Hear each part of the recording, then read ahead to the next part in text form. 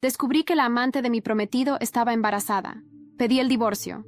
Él me dijo que yo no era nada sin él. Le probé lo contrario. La víspera de mi boda, recibo en el celular un bendito resultado de prueba de embarazo. Es de la amante de mi prometido. Por lo visto, tiene 2 meses de gestación y el bebé está sano, según el examen. Acababa de volver de un viaje de negocios de 6 meses en Barcelona, y al ver eso, le dije a Javier que quería el divorcio. Inmediatamente vino el llanto de la tal amante, llamándome entre sollozos: «Perdón, Camila, fue solo un error de dirección. Estoy tan arrepentida. Pégame, grítame, lo que quieras, me lo merezco». Hasta podía escuchar a Javier consolándola. «Tranquila, amor, ella no vive sin mí. Voy a arreglar esto esta noche». Arreglé los papeles del divorcio y me fui.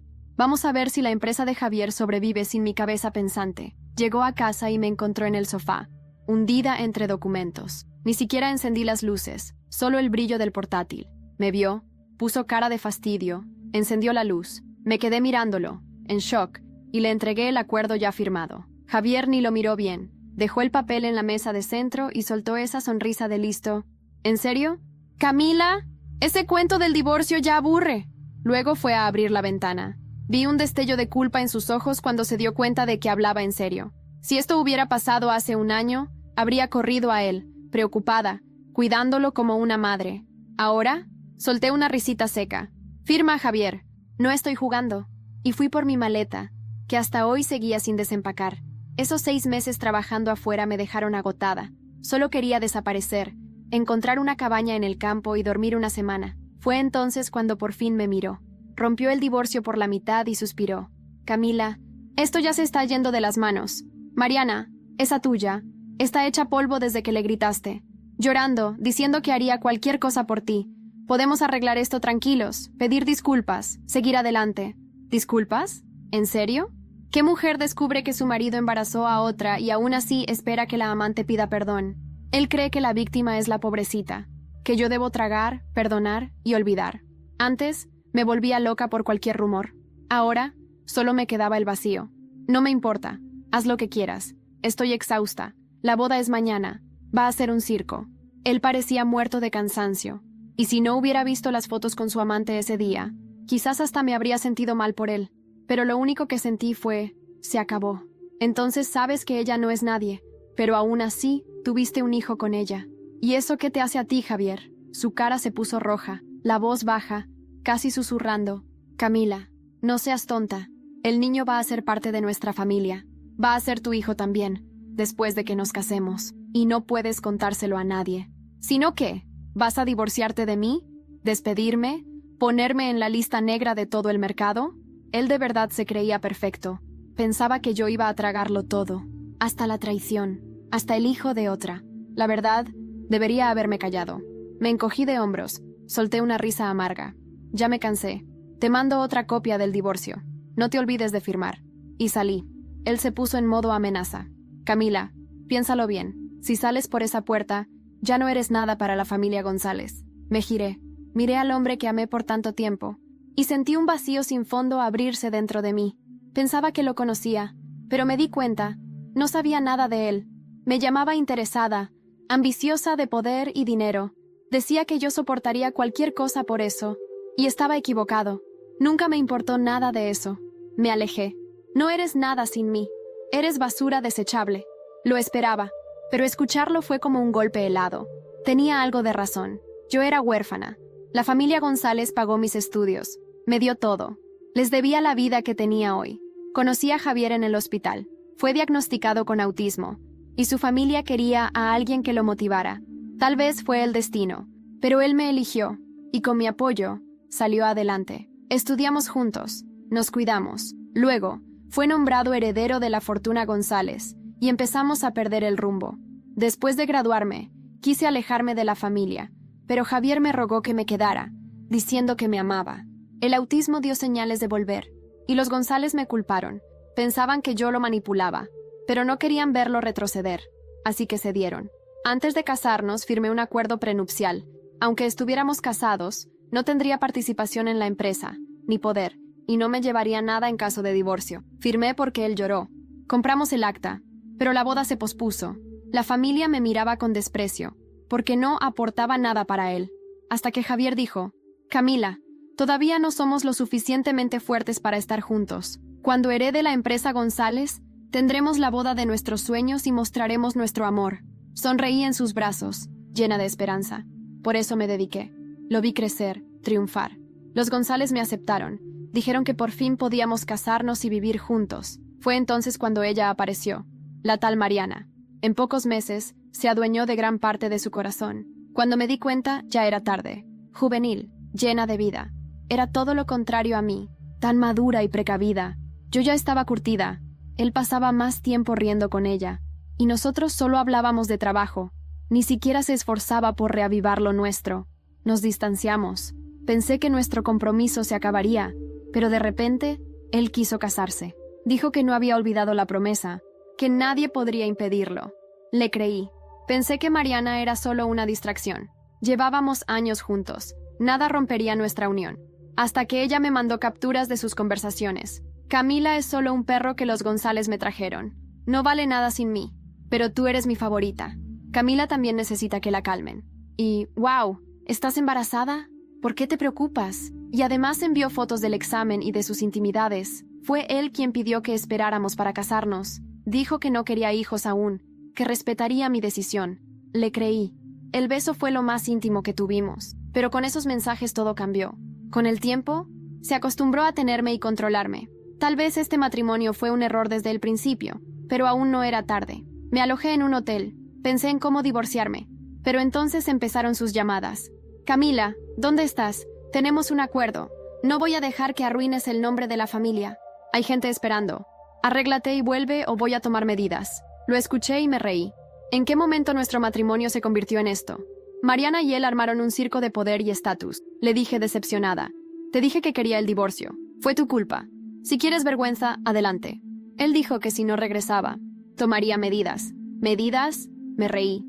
Este es un país con leyes. Puedo llamar a la policía. Marqué al 911 sin dudar. Me quedé en una cafetería cerca de la comisaría esperando. Eduardo, el dueño del lugar, seguía todo por la tele. Llegó la hora señalada, pero la boda siguió. La novia ya no era yo. Era Mariana disfrazada. Reconocí su voz. Un plan patético. El novio y la amante fingiendo que todo era normal. Los invitados murmuraban. Mis socios del trabajo estaban en shock. El ambiente se vino abajo. La ceremonia siguió. El supuesto novio besó a la novia a través de la máscara. La transmisión en vivo explotó. Parte del público se fue. ¿Qué clase de boda es esta? ¿Nos están tomando el pelo?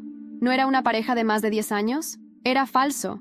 Esa mujer es asistente del presidente. Vamos a ser utilizados. La novia debió descubrir la infidelidad y huyó. Familias ricas. ¡Qué desastre! La prensa fue tras Javier. Él, con sonrisa forzada, dijo: la novia sufrió un accidente y no pudo venir. Lloró bien frente a las cámaras. Estaba asustada, muy preocupada. Era flexible, pero yo no iba a hacer el papel de víctima. Tomé el celular y fui llevada hasta allí. La entrada fue fría. Javier y Mariana se disculpaban. Querían calmar el escándalo porque eran socios. Entonces se abrió la puerta. Entré.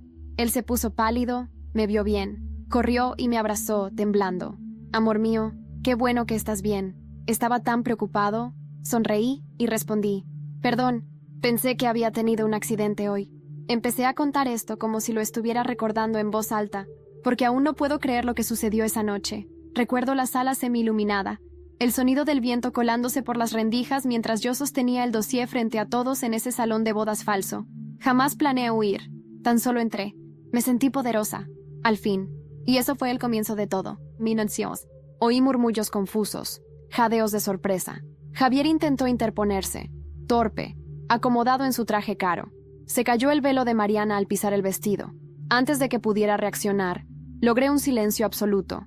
Los flashes lo capturaron desnudo de su mentira. En mis manos se veían fotos, conversaciones, mensajes que exponían el papel de todos. Esto termina aquí, dije con voz firme. Mariana no fue un accidente, fue pagada para aparecer. Y tú, Javier, me usaste como un juguete. La tensión creció. Nadie respiraba. El patriarca González se sonrojó, consciente de que su orgullo familiar balbuceaba un legado quebrado. Mariana sollozó. Javier balbuceó disculpas, pero no servían de nada.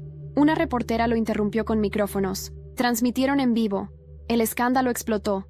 Yo sentí un peso enorme desaparecer. Luego me marché. Había quedado suficiente evidencia.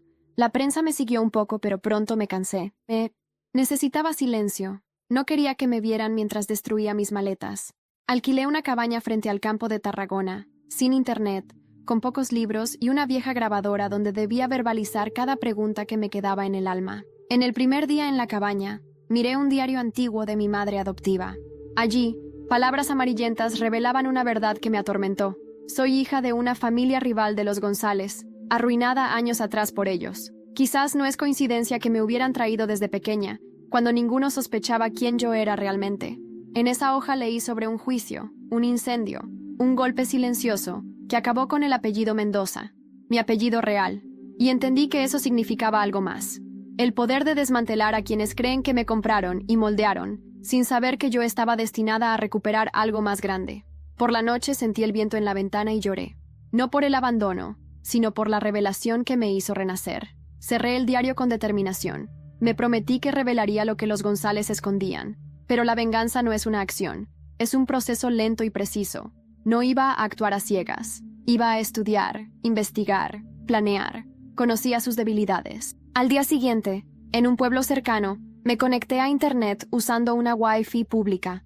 Creé un alias. Investigaciones discretas, empresas niña, movimientos de dinero. Todo apuntaba a una familia que lavaba su fortuna con fundaciones y donaciones. Todo aquello era el reverso de su moral. Me llené de furia contenida, pero también de estrategia. Por primera vez sentí que no era una víctima, era una jugadora, y que mi partida no había sido una derrota, sino el primer paso de una ofensiva silenciosa y efectiva. Pero había algo más. En los registros noté un patrón extraño en las donaciones a una ONG de arte inclusivo en Girona. Albacea, nombre desconocido. Quise dejarlo. Pensé que era demasiado, pero algo me empujaba a seguir. Hice capturas, y al verlas, apreté los puños. Aquello parecía vincular directamente a Javier y al patriarca. Sabía que no bastaría revelarlo todo en un solo paso. Necesitaba más. Gente. Aliados. Cuando vi el nombre del ONG, iba a investigar al día siguiente. Pero justo en ese instante, mi teléfono vibró dentro de mi maleta. Una noticia emergente. Urgente. Exnoviva del heredero González reaparece en Tarragona.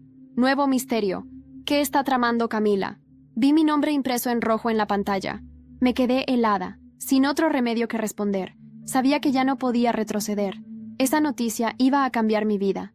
Y la suya. La notificación brillaba en la pantalla como una amenaza disfrazada de curiosidad. Exnoviva del heredero González reaparece en Tarragona. Nuevo misterio. ¿Qué está tramando Camila? Cerré los ojos. Contuve el aliento.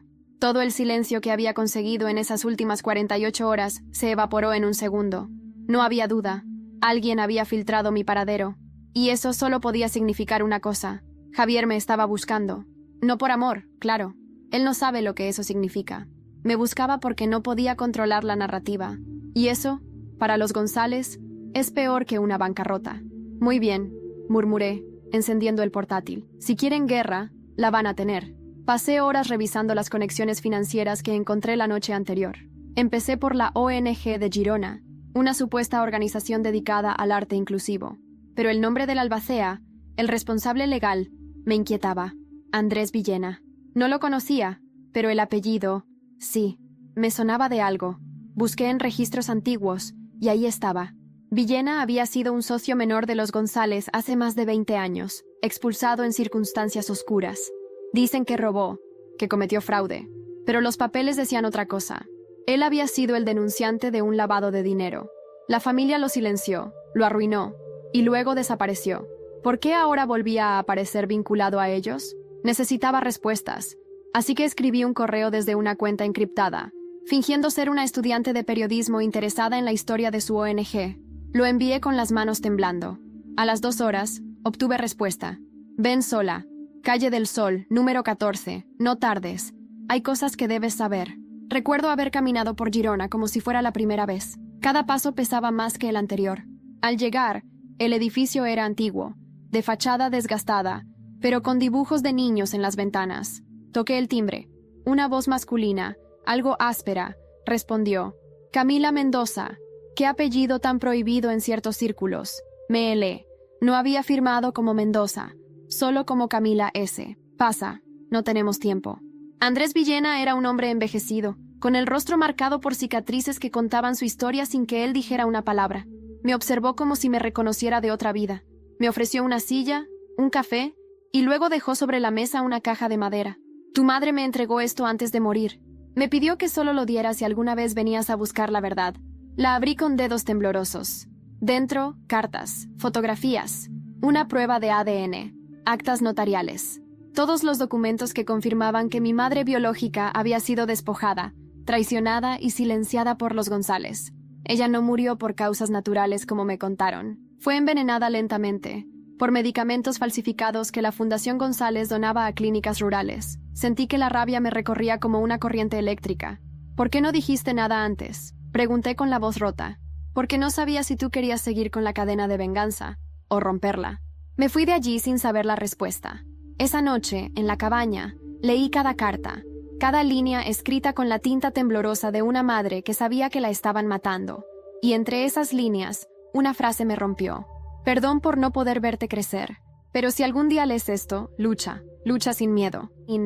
No por odio, sino por justicia. Lloré como nunca antes, no por dolor. Lloré por encontrar mi causa, mi propósito.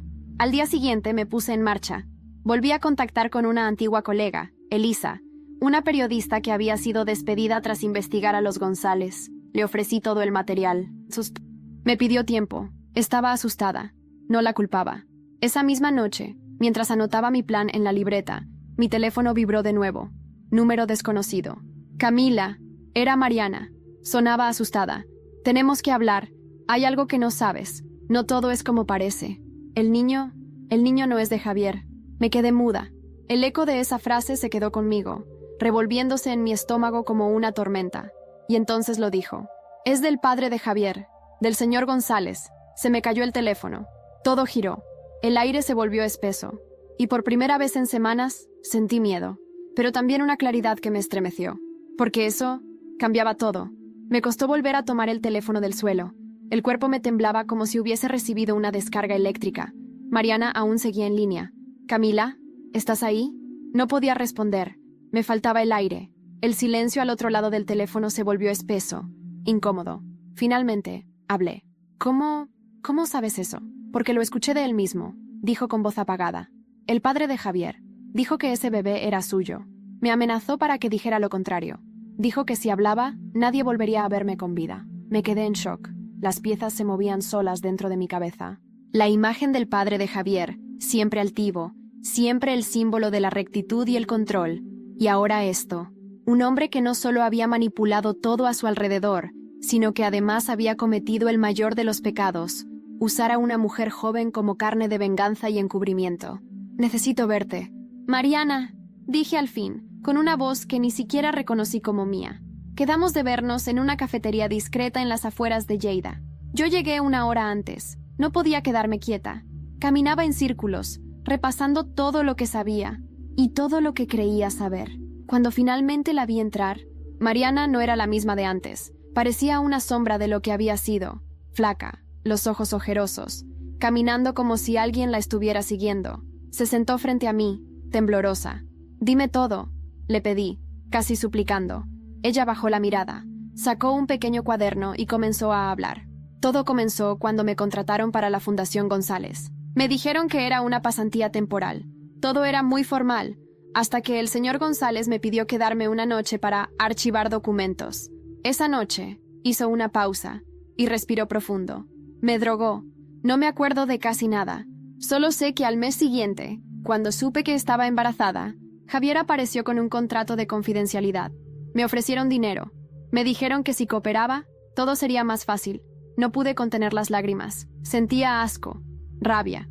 Una furia helada se acumulaba en mi pecho. Mariana buscó mi mirada. No sabía a quién acudir. Pero tú también fuiste usada. Pensé que si alguien me iba a creer serías tú. Y sí, le creí. Vamos a sacarlos a todos, dije. No por venganza, por justicia, por las mujeres que no pudieron hablar, por las que no sobrevivieron a este tipo de silencio. Pasamos las siguientes semanas reconstruyendo todo. Recolectamos documentos, grabaciones, correos electrónicos. Mariana incluso logró infiltrar una grabadora en una reunión de la fundación donde hablaban de cómo desviar fondos hacia cuentas en Suiza. Cada día revelaba una capa más podrida del Imperio González. Fue entonces cuando contacté a Santiago. Sí, el hermano menor de Javier. Aquel que todos decían que estaba enfermo, roto, incapaz. Pero yo sabía la verdad. Santiago nunca fue menos. Solo era alguien que sentía más profundamente, que hablaba con el alma, aunque el mundo no quisiera escucharlo. Fui a buscarlo al centro donde vivía desde que lo habían apartado de la familia. Me recibió con una sonrisa tímida. Me abrazó como si hubiera estado esperándome desde siempre, y sin que yo dijera una sola palabra, me entregó una caja. Papá decía que esto debía quedarse oculto. Me escribió en un papelito, pero yo lo guardé, por si algún día volvías. Dentro de la caja había contratos, cheques falsificados, fotografías de reuniones clandestinas entre políticos y empresarios. Santiago había guardado todo. Había sido testigo silente del imperio de corrupción. Eres la pieza que faltaba, Santiago, le dije, con lágrimas en los ojos. Juntos, vamos a derrumbarlos. Esa noche, cuando regresé a la cabaña, supe que ya no estaba sola. Tenía a Mariana, tenía a Santiago, tenía la verdad, pero la guerra apenas comenzaba. Al día siguiente, una carta sin remitente llegó a la puerta de mi cabaña, sin sello postal. Solo una hoja, escrita con tinta negra. Camila, sabemos lo que estás haciendo. Detente ahora, o alguien va a desaparecer. No queremos otra tragedia como la de tu madre. No empujes más de lo necesario. La familia. Sentí que el suelo se me movía. Volví a ver el rostro de mi madre. Volví a sentir ese vacío. Pero esta vez, no retrocedí. Guardé la carta en el bolsillo y marqué el número de Elisa. «Prepárate», le dije. «Vamos a publicarlo todo». Esa noche no dormí.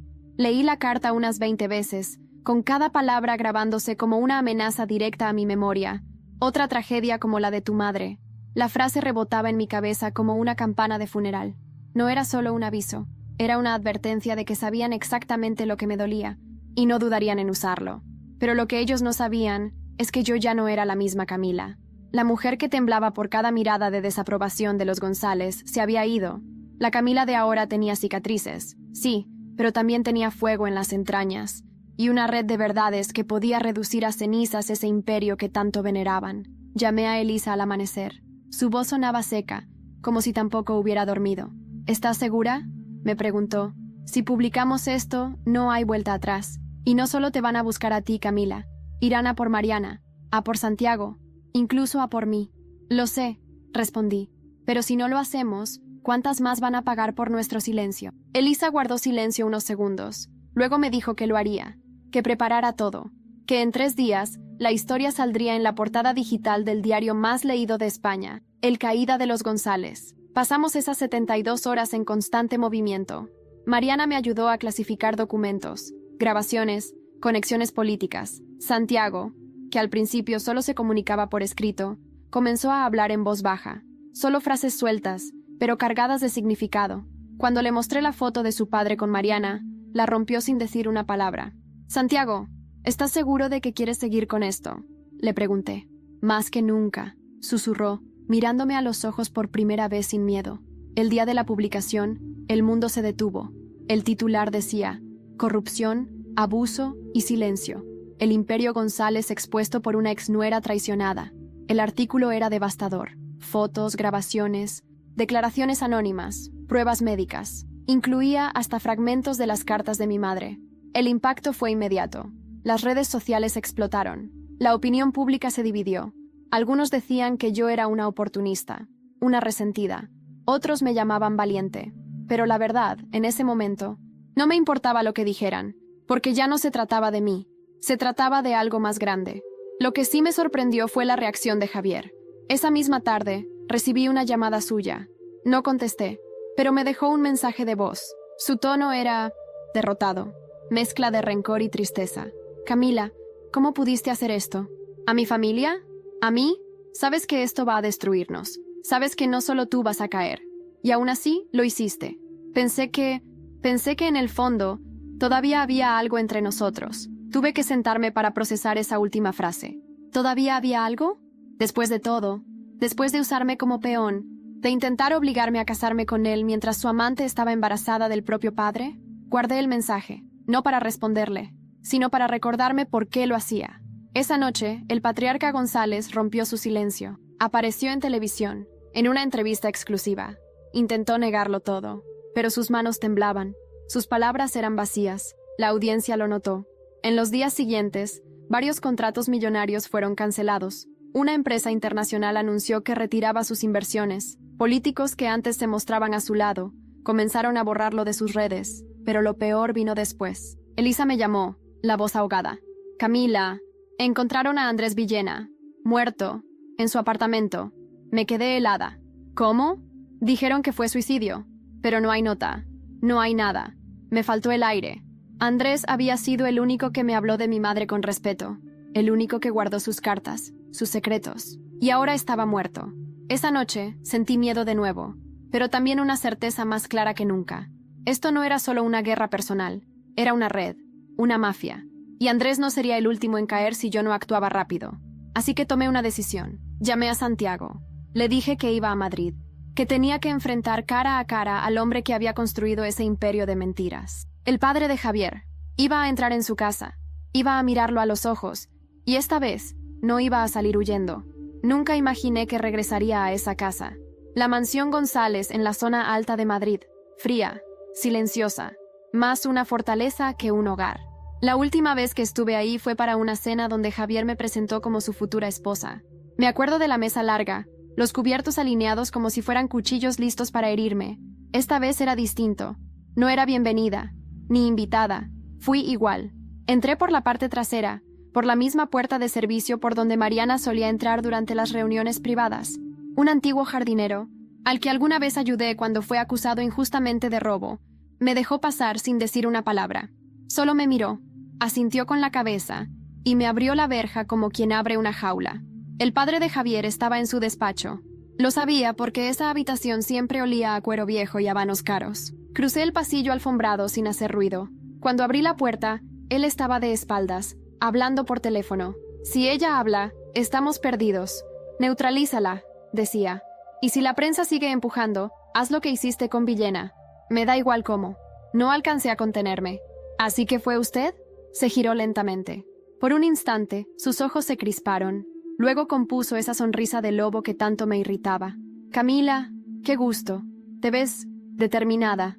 ¿Y Andrés Villena? ¿También se veía determinado antes de que lo mataran? Él se levantó con calma. Ajustó su chaqueta como si fuera a salir a una gala, no a enfrentar a la mujer que estaba a punto de desmantelar su imperio. Villena se suicidó. Estaba enfermo, paranoico. No puedes creer todo lo que lees, querida. ¿Querida? Reí. No me hable como si aún tuviera poder sobre mí. Me acerqué. Puse en su escritorio una copia de los registros financieros falsificados, de los contratos bajo nombres ficticios, de las grabaciones. Todo esto ya no me pertenece solo a mí. Está en manos de medios, de fiscales, de jueces. No puede silenciar a todos. Sus ojos se afilaron como cuchillas. ¿Crees que esto me asusta? He enterrado a hombres más grandes que tú, Camila. Y si tengo que enterrarte también lo haré. Dio un paso hacia mí, y fue ahí cuando saqué el pequeño dispositivo de mi bolsillo. Un micrófono. Grabándolo todo. Gracias, le dije con calma, por confirmar lo que todos necesitaban escuchar. Él se detuvo. Por primera vez, lo vi temblar. ¿Vas a pagar por esto?, gruñó. No, usted va a pagar. Por Mariana, por Santiago, por mi madre, y por todas las que no pudieron escapar. Me fui. Caminé con el corazón latiendo como un tambor en mi pecho. Al llegar a la calle, una pareja mayor me vio salir de la casa y murmuró algo. Pero yo no me detuve. Esa era mi última visita a ese lugar. No necesitaba mirar atrás. Volví a la cabaña. Me senté junto al fuego. Saqué la grabación. Se la envié a Elisa, con una sola nota. Siguiente etapa. 2 días después, el escándalo fue incontrolable. La grabación se hizo viral. El país entero exigía una investigación. Políticos aliados comenzaron a renunciar. 2 ministros fueron salpicados por la trama de corrupción. El padre de Javier fue citado a declarar ante la Audiencia Nacional. Pero no fue todo. Esa misma tarde, recibí una llamada inesperada. Camila, soy Aurora, la madre de Javier. Su voz estaba quebrada, pero no era la voz altiva que recordaba. Necesito hablar contigo. Es sobre Santiago. Está en peligro. No siéntase. Y es culpa mía. Sentí el estómago caerse al suelo. ¿Qué le pasó? Desapareció esta mañana. Dijeron que salió del centro con un visitante autorizado, pero nadie lo vio regresar. Creo que lo tienen. ¿Quién? Mi esposo. Y ahí fue cuando comprendí que esto no era solo una caída empresarial. Era una guerra de sangre. Y yo no iba a permitir que Santiago fuera la próxima víctima. Santiago desaparecido. Esas dos palabras retumbaban en mi cabeza como un grito encerrado. Me senté en el suelo de la cabaña, sin saber qué hacer por un momento. Mi respiración se volvió irregular, como si mi cuerpo supiera antes que mi mente que algo terrible estaba por pasar. Aurora, la madre de Javier, no volvió a responder mis llamadas. Sabía que tenía que moverme rápido. Fui directo a la policía. Les mostré mi relación con Santiago. Les expliqué el historial de amenazas. Les di nombres, direcciones, pruebas. Pero me miraron como si fuera una más de esas mujeres que exageran. La oficial que me atendió me dijo, si el chico es mayor de edad, tal vez se fue por voluntad propia. No, él no se va sin avisar. Él no confía en nadie más. Y su madre dijo que lo habían sacado del centro. La oficial suspiró y me dijo que abrirían una investigación, pero que tardaría días. Días que no teníamos. Así que fui a buscar a Mariana. Ella conocía mejor que nadie los movimientos del padre de Javier. Sabía a quiénes sobornaba, con quién se reunía, dónde hacía sus tratos sucios. Cuando le conté que Santiago estaba desaparecido, se quedó pálida. Yo sé un lugar, dijo con voz temblorosa. Cuando estaba embarazada, me llevaron una vez ahí, a una finca en las afueras de Segovia. Dicen que es propiedad de otra familia, pero estoy segura de que los González la usan para cosas que no quieren que se vean. No pregunté más. Fuimos esa misma noche. Conduje durante horas, con las manos sudando en el volante y el corazón a punto de estallar. Mariana me daba indicaciones con voz baja. El coche estaba en silencio, pero el ambiente pesaba como una tormenta a punto de estallar. La finca estaba rodeada de árboles, oculta entre colinas. Parecía abandonada desde fuera, pero al acercarnos, vimos un coche negro, sin placas, aparcado en la entrada lateral. Me agaché, observé desde la distancia. «Quédate en el coche», le dije a Mariana. «Ni lo sueñes», me respondió. «No te dejo sola otra vez». Entramos por una puerta trasera. La finca tenía un olor a humedad y encierro. Pasamos por pasillos llenos de polvo, habitaciones vacías, hasta que escuchamos algo. Un sollozo. Seguimos el sonido. Bajamos una escalera de piedra. Al fondo, una habitación cerrada. Golpeamos. «¡Santiago!», grité. Del otro lado, una voz débil respondió. «¡Camila!». Mariana buscó una palanca y rompió la cerradura. Cuando abrimos, Santiago estaba allí, atado, sucio, con los labios partidos, pero vivo. Lloraba, con la mirada perdida, como un niño que ha visto algo que no puede explicar. «Tranquilo, estás a salvo», le dije, abrazándolo. «Ya está, ya pasó». Pero no había pasado nada todavía, porque justo cuando lo sacábamos, una voz retumbó en la escalera. «Esto es lo que consigues por escarbar donde no debes». Camila. Era el padre de Javier. Sostenía un bastón de metal. Detrás de él, dos hombres armados. ¿Creías que podías arruinarlo todo sin consecuencias? Me puse delante de Santiago. Mariana también. «Ya no puedes callarnos», le dije. Él sonrió. Una sonrisa oscura, como si ya supiera que tenía el control. «Lo intentaste, pero ahora vas a desaparecer. Como tu madre, como Villena». Mariana dio un paso adelante. «Y como tu nieto, si sigues con esto». Silencio. Un silencio que se rompió cuando uno de los hombres bajó el arma y dijo: «Ya basta, señor. No más». Era uno de los antiguos guardaespaldas de la familia. Al parecer, ya había visto suficiente. Apuntó al viejo González. En segundos, los otros hombres lo imitaron. «No la vamos a tocar. Ya no más». El patriarca gritó, insultó, amenazó, pero lo esposaron ahí mismo. Grabamos todo, cada palabra, cada intento de manipulación. Y cuando salimos de la finca, Santiago sostenía mi mano. Mariana iba a mi lado. La policía llegó después, alertada por uno de los guardias que rompió el pacto de silencio. Esa noche no dormimos, pero sabíamos que habíamos ganado una batalla, no la guerra, porque en mi buzón, al regresar a la cabaña, me esperaba una carta, sin remitente. «Has ganado esta vez, pero los secretos no mueren, solo esperan». Y entre los papeles, una foto de mi madre, abrazada con alguien que jamás pensé ver a su lado. Aurora, la madre de Javier. La fotografía era antigua, en blanco y negro. La miré una y otra vez, con el corazón palpitando como si algo estuviera a punto de estallar dentro de mí. En la imagen, mi madre, joven, hermosa, con su cabello recogido en una trenza fina, sonreía. Y a su lado, Aurora, la esposa del patriarca González, la mujer que siempre me miró con distancia, con frialdad, y que ahora estaba en una fotografía abrazando a la mujer que, según toda la historia que me habían contado, había sido simplemente una desconocida. Tenían las manos entrelazadas. Esa no era una simple amistad. Esa era una conexión íntima, y nadie me había dicho nada. Tomé la carta que venía con la foto. Estaba escrita a máquina, ninguna firma, pero las palabras estaban impregnadas de veneno. 2 mujeres. Un pasado, una traición. ¿Segura de que sabes quién fue tu madre realmente? Le mostré la foto a Mariana. Se llevó una mano a la boca, atónita. Aurora, ¿y tu madre? ¿Tú crees que...? No lo sé, murmuré. Pero si hay alguien que puede decirme la verdad, es ella. No fue fácil dar con Aurora. Después de la caída pública del patriarca, ella había desaparecido del ojo público. Javier no hablaba. Mariana intentó contactarla por antiguos canales, pero nada. Finalmente, fue Santiago quien me dio la pista. En uno de sus papeles escribió: «Mamá va a la casa vieja, la de la costa, cuando está asustada. La casa vieja». Me llevó un segundo recordar que los González tenían una propiedad en la costa de San Sebastián, una casa que nadie visitaba desde hacía más de una década. Fui sola. Conduje durante horas. No sabía lo que iba a encontrar. No sabía si Aurora me recibiría o si simplemente cerraría la puerta en mi cara. Pero no fue así. Me abrió al segundo golpe. Llevaba una bata de seda gris, el cabello suelto y los ojos rojos, como si no hubiera dormido en semanas. No parecía sorprendida de verme.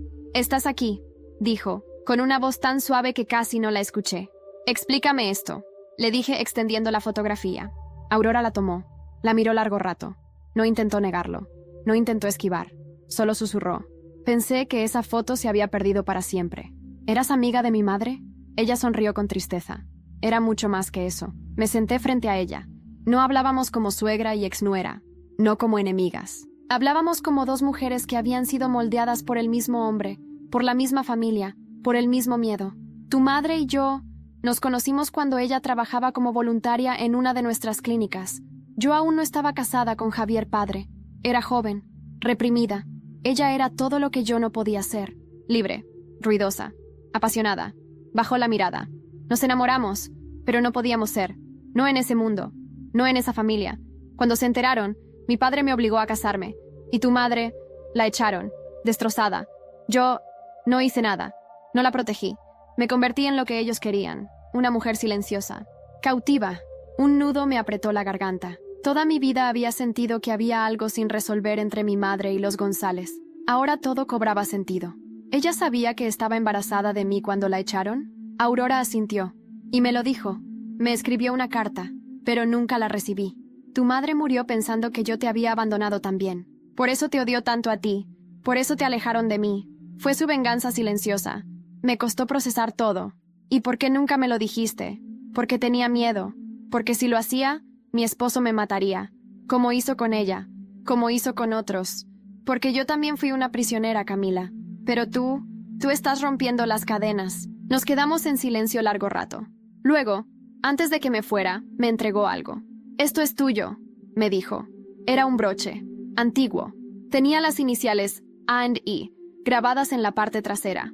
Aurora y Elena, los nombres de ellas. Lloré. No pude evitarlo, porque por primera vez sentí que conocía realmente a mi madre. No como la víctima, no como la mujer rota, sino como la mujer que amó con fuerza y fue traicionada por el miedo ajeno. ¿Y Javier?, pregunté antes de irme. ¿Sabía algo de esto? Aurora me miró con una mezcla de pena y rabia. Javier sabe mucho más de lo que ha dicho, y hay algo más que debes saber. Algo que cambiará todo. ¿Qué cosa? Él no es el hijo biológico de mi esposo. Sentí un vértigo, como si el suelo se moviera bajo mis pies. ¿Qué estás diciendo? Javier no es un González de sangre. Su verdadero padre es alguien que tú conoces. Se acercó a mí, me susurró un nombre al oído, y yo me congelé. Porque ese nombre era de alguien que ya estaba muerto. Alguien cuya historia también fue borrada. El nombre que Aurora me susurró me dejó helada. Samuel Mendoza. Mi madre me había dicho que Samuel fue su primer amor, que lo perdió en un accidente, que era su mejor amigo, que él había desaparecido antes de que ella supiera que estaba embarazada de mí. Lo que nunca me dijo, lo que jamás imaginé, es que Samuel también era el padre de Javier. ¿Estás segura?, le pregunté a Aurora, con la voz quebrada. Ella asintió, con los ojos llenos de lágrimas. Tu madre nunca lo supo. Samuel y yo tuvimos un breve... algo. Fue después de que ella se fue, cuando me obligaron a casarme. Fue un acto de desesperación, de rabia. Yo estaba rota, él estaba perdido, y después, él desapareció. Dijeron que murió. pero yo supe la verdad cuando recibí una carta suya. Decía que no podía vivir sabiendo que había traicionado a la única mujer que amó, que nunca debía haberte dejado a ti, ni a ella. Me quedé sin palabras. Javier era hijo de Samuel, mi medio hermano. La repulsión me envolvió como una marea oscura. Todos esos años, toda esa historia, todo ese amor, ¿era una mentira? ¿Era un error genético de los González o una tragedia orquestada por el silencio? Aurora me sujetó la mano. No tenías cómo saberlo. Nadie lo sabía, ni siquiera Javier. Pero ahora, todo se está cayendo, y necesitas estar preparada para lo que viene. Regresé a la cabaña aturdida. Cada paso me costaba más que el anterior. Llamé a Mariana. Le conté. Se quedó en silencio largo rato. Camila, eso lo cambia todo. Lo sé, dije, mordiéndome los labios. Lo cambia todo, pero también nos da poder, porque ahora tenía una verdad demasiado grande para ser ignorada. Una verdad que podía destruir completamente el linaje de los González. Javier no era un heredero. No tenía derecho a la empresa, al dinero, al apellido. Y eso significaba que la firma podía ser intervenida legalmente. Lo discutí con Elisa y con una abogada feminista que se había ofrecido a ayudarnos pro bono cuando estalló el escándalo. Analizamos cada papel, cada línea de sucesión, cada cláusula legal. Y llegamos a una conclusión devastadora para ellos. Santiago era el único González legítimo, el único que podía heredar legalmente. Pero la pregunta era, ¿él querría? Fui a verlo. Estaba dibujando en silencio, como siempre. Me acerqué, le hablé despacio. Santiago, hay algo que debes saber. Eres el único que puede quedarse con todo esto. Con la empresa, la fundación, con todo. No porque te lo merezcas, porque ellos no te merecen, sino porque es la única forma de cambiar las reglas desde dentro. Él dejó de dibujar. Me miró con esos ojos limpios, puros. No quiero ser como ellos, dijo. No lo serás. No si tú decides las reglas. Le dejé los papeles. Dije que pensara en ello. Me fui sin presionarlo. Al día siguiente me llamó. Solo dijo una palabra. Sí. Y eso bastó. Iniciamos el proceso legal. Lento, complejo, pero real. Usamos todo. El ADN de Javier, la historia de Samuel, los contratos falsificados. La prensa lo cubría todo como si fuera una telenovela. Pero para nosotros, era vida real. Cuando la junta directiva fue convocada para redefinir la sucesión, Javier apareció con su mejor traje y su peor sonrisa. Me miró como si aún creyera que podía intimidarme. No vas a lograrlo, me dijo. Ya lo hice, respondí. Y cuando el abogado leyó los resultados de la prueba de paternidad en voz alta frente a todos, Javier palideció. El señor Javier González no es biológicamente hijo del señor Alejandro González. Por lo tanto, queda inhabilitado para heredar, según los estatutos fundacionales. El salón quedó en silencio. Santiago entró, vestido con un traje sencillo. Caminó hacia la mesa principal y se sentó. Nadie se opuso. Nadie habló. Por primera vez, lo vi al mando. Y no con el poder de los gritos, sino con la dignidad del que ha sido ignorado toda su vida, y aún así se mantiene en pie. Salimos de allí sin decir palabra. Javier se quedó atrás. Lo vi de reojo. Sus ojos no eran de rabia. Eran de pérdida, de vacío. Pero no sentí lástima, porque él lo eligió todo. Esa noche, en la cabaña, brindamos con café caliente. Mariana, Santiago, Elisa y yo. No fue una fiesta, fue un cierre. O eso creí, porque justo cuando pensé que todo había terminado, el teléfono sonó. Era una llamada internacional. Respondí. Una voz masculina, grave, extranjera, dijo: «Señorita Mendoza, soy el abogado de una herencia olvidada». Su nombre apareció como única heredera de una propiedad en Barcelona. Pertenecía a Elena Mendoza. Pero hay algo más, algo que su madre dejó oculto. Hasta ahora. Barcelona. Solo escuchar el nombre ya me removía algo dentro. Fue allí donde pasé mis 6 meses más difíciles, justo antes del escándalo. Donde me escondí trabajando, intentando olvidarme del amor, del dolor y de todo lo que había dejado atrás. Pero ahora volvía. Y no por una empresa, ni por un cliente. Volvía por mi madre. Volvía para encontrar la última pieza de esta historia que me había marcado desde el día en que nací. El abogado me citó en una notaría del barrio Gothic, viejo, solemne, con paredes cubiertas de madera oscura y vitrinas llenas de documentos antiguos. El hombre que me recibió era alto, delgado, con un acento catalán marcado pero elegante. «Señorita Mendoza», me dijo estrechando mi mano. «Su madre dejó esto en nuestras manos hace más de 20 años. Solo podía ser entregado si usted, en persona, lo reclamaba. Y solo después de que una determinada cláusula fuera cumplida». Le mostré mis documentos, firmé algunos papeles. Luego me llevó a una sala pequeña, donde había una caja de seguridad. La abrió con una llave que parecía sacada de otro siglo. Dentro, había solo 2 cosas, una llave y una carta. La propiedad se encuentra en Sitges, pequeña, pero simbólicamente poderosa. Está registrada a su nombre desde hace 15 años, pero se mantuvo en silencio legal, me explicó. Su madre especificó que debía acceder solo cuando se sintiera realmente libre. Tomé la carta. La letra era inconfundible, firme, apasionada. De Elena. Mi Camila, si estás leyendo esto, significa que sobreviviste, que fuiste más fuerte que yo, más valiente que todos los que nos quisieron callar. Esta casa fue mi refugio, mi secreto, mi único espacio de verdad. Aquí amé por primera vez, aquí soñé contigo, aquí planeé darte un futuro. Leí cada línea con lágrimas cayendo sin poder evitarlo. Había confesiones, recuerdos, detalles de sus pensamientos durante el embarazo. Me contó que intentó volver a Aurora, que fue rechazada por miedo, que sintió que tejer una vida era imposible, pero no por ti, sino por el mundo. Quise darte todo, pero me quitaron todo. Si llegas hasta aquí, te pido que hagas una cosa. No olvides lo que sufrimos, pero no vivas para vengarlo, vive para superarlo. La cerré. Apreté los ojos, respiré profundo, y me dirigí a Sitges. La casa estaba al final de una calle empedrada, junto al mar, blanca, con ventanas azules y una bugambilla que aún crecía como si el tiempo no pasara.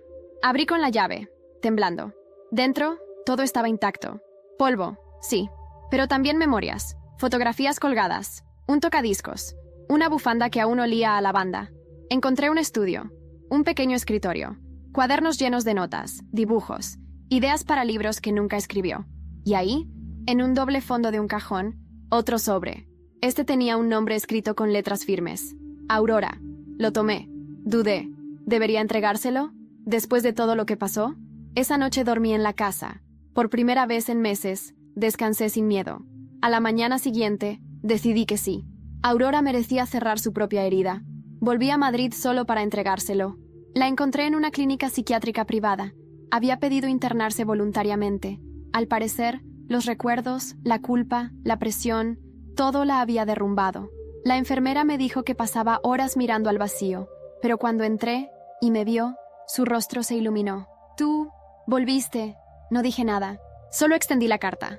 Ella la tomó, la leyó y lloró, silenciosamente, como si cada lágrima fuera un paso hacia la libertad que nunca tuvo. Gracias, susurró. Esto es todo lo que necesitaba. Nos abrazamos, no con reproches, sino como 2 mujeres que por fin entendían la historia completa. Volví a Sitges con el alma más liviana. Y allí me llegó la última noticia. Santiago, desde su nuevo rol, había desmantelado la Fundación González. Había entregado toda la documentación a una organización de víctimas de abuso institucional. El imperio se caía piedra por piedra, pero él lo hacía con dignidad. Mariana, por su parte, había conseguido asilo con su hijo en Portugal. Cambió de nombre, cambió de vida. Y Javier desapareció. Una semana después, apareció en las noticias. Se había entregado, pero no por el escándalo. Por intento de suicidio frustrado. Lo habían encontrado en un hotel de Zaragoza, solo, vacío. En la carta que dejó, escrita a mano, decía: «Siempre pensé que el poder me protegía, pero lo único que necesitaba era alguien que me dijera que estaba perdido, y no supe escuchar. No lloré por él, pero tampoco sentí triunfo. Solo paz. Por fin, todo había llegado al final. ¿O no? Porque en el buzón de la casa en Sitges encontré un sobre más, sin nombre, sin dirección, solo una frase. Hay una última verdad, y no es sobre el pasado, es sobre el futuro. El sobre no tenía remitente, solo esa frase escrita con tinta negra. Hay una última verdad, y no es sobre el pasado, es sobre el futuro. Me senté en la vieja silla de mimbre de la terraza, con el mar respirando a pocos metros, el cielo limpio, y la brisa acariciando mi cara. Rompí el sello con cuidado. Dentro, solo una hoja, una cita, una fecha y un nombre. El nombre de un orfanato, en Valencia. Mi corazón se detuvo. Volví a leer la carta de mi madre. Recordé una línea que antes no había comprendido. Si algún día descubres quién eres, no olvides que hay otros a quienes les negaron lo mismo. Fui a Valencia, no sin miedo, porque el pasado se enfrenta con la frente en alto, pero el futuro siempre da vértigo. El orfanato era discreto, pequeño, con un jardín cuidado y una directora amable que parecía esperarme. «¿Camila Mendoza?», me preguntó. Sabía que algún día vendrías. Me llevó a una sala llena de archivos. Me entregó una carpeta con mi nombre, pero también con otros. Descubrí que mi madre había estado embarazada de gemelos. Mi hermano nació con complicaciones. Lo separaron de ella. Ella nunca supo que había sobrevivido. Le hicieron creer que había muerto al nacer. Y él fue adoptado por otra familia. Lejos, en secreto. Su nombre, Adrián. Adrián había crecido en un pueblo cercano, criado por una pareja de maestros rurales. Nunca supo nada, nunca sospechó, pero vivió bien, en paz. Lo localicé. Tardé semanas. Le escribí una carta. No quise simplemente aparecer. Le conté todo. Le pedí perdón por llegar tan tarde. Cuando respondió, su carta fue breve. Siempre sentí que me faltaba algo. Ahora sé qué era. Ben. Lo conocí un mes después, en el mismo pueblo donde creció. Se parecía a mí. No físicamente, pero en los gestos, en el modo de escuchar. Nos abrazamos como si nos conociéramos desde siempre. Nos sentamos a hablar durante horas. Le conté todo. No oculté nada. Y él, en lugar de odiarme por haber vivido cosas que él no, solo me sonrió. Viviste lo que yo no podría haber soportado. Pero ahora, ya no estás sola. Y no lo estuve más. Pasaron los años. Hoy, escribo desde esa misma casa en Sitges. Restaurada. Luminosa. Es mi hogar. Aquí fundé una organización en nombre de mi madre, Fundación Elena, dedicada a apoyar a mujeres víctimas de abuso de poder, de manipulación emocional, de abandono. Santiago dirige una rama educativa desde Madrid. El hombre que fue silenciado, ahora enseña a hablar a otros que, como él, fueron callados. Mariana vive en Lisboa. Estudia psicología. Su hijo, Leo, me llama tía Cami. Viene en verano. Le gusta correr por las rocas y decir que las olas le hablan. Aurora. Falleció un año después. Tranquila, en la clínica. Su carta final me llegó por correo. Decía, al final, el amor no se pierde. Solo espera ser liberado. Gracias por liberarme. Elisa publicó un libro sobre todo. La heredera del silencio. Se volvió un símbolo de la lucha contra el abuso institucional. Aún me llama cada domingo para contarme algo absurdo del mundo editorial. ¿Y Javier? Está en un centro psiquiátrico, voluntariamente, recibe terapia. Me escribió una carta que no contesté, pero que guardo. Decía, no busco perdón, solo necesitaba saber si algún día fuiste feliz. Lo fui. Y aún lo soy. Mi hermano Adrián vive cerca. Comenzó a escribir. Dice que nuestras vidas parecen ficción. Le dije que no lo son. Son vidas sobrevividas. Y hoy, cuando camino por la playa al atardecer, siento que no cargo más con el pasado, solo con las historias que él dejó, para no repetirlas, para sanar, para compartir, porque al final no se trata de venganza, se trata de justicia. Y justicia, a veces, viene en forma de paz, y de no tenerle miedo a la verdad.